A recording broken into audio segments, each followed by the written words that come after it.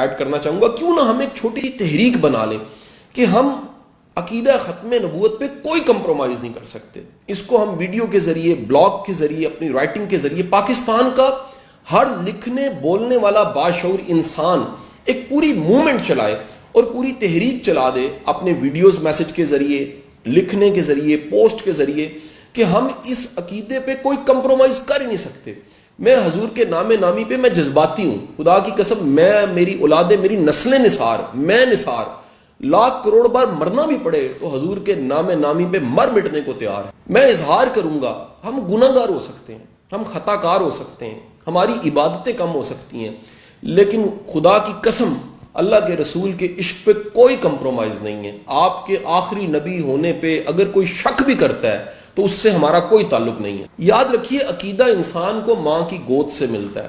میں اپنی خوش نصیبی کا اظہار کرنا چاہوں گا کہ میں ماں کی گود میں اللہ کی شان، اللہ کے قادر ہونے پہ یقین، اللہ کی وحدانیت پہ یقین، حضور نبی کریم صلی اللہ علیہ وآلہ وسلم، آپ کی سیرت، آپ کی زندگی کے بے شمار واقعات، اور سب سے بڑھ کے بزرگان دین، وہ تمام لوگ جنہوں نے دین پھیلایا، دین کی خدمت کی، ان کے واقعات میں نے ماں کی گود میں سنے ہوئے ہیں.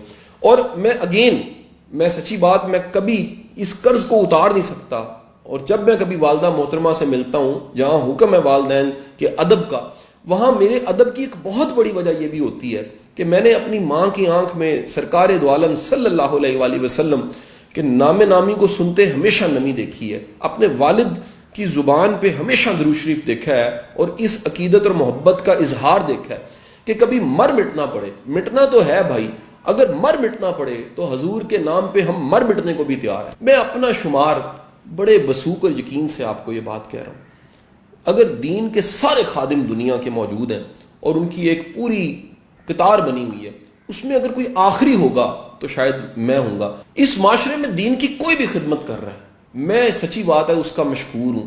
میں دل پہ ایسے ہاتھ رکھ کے اس کا شکریہ ادا کرتا ہوں کہ وہ عقیدے کی درستگی، معاشرے کی اصلاح، سب سے بڑھ کے اللہ کی وحدانیت اور سرکار دو عالم صلی اللہ علیہ وآلہ وسلم آپ کا نام نامی اور آپ سے عقیدت کے اظہار کو عام کر رہا ہے. میں اس کا مشکور ہوں. میرے اس ویڈیو پیغام کو پوری ایک کمپین سمجھیے. یہ کمپین، اس کمپین میں ہر شخص کو شامل ہونا چاہیے اور اس کا برملا اظہار کرنا چاہیے. بھائی، ہم کسی بات پہ فخر کر نہ سکیں، لیکن سب سے بڑا ہمارا فخر یہ ہے، ہم امتی ہیں، ہم حضور کے امتی ہیں. اس کا اظہار کیجئے، برملا اظہار کیجئے. اس اظہار کی بڑی ضرورت ہے. اس اظہار سے اپنی زندگیوں کی اصلاح کی بڑی ضرورت ہے.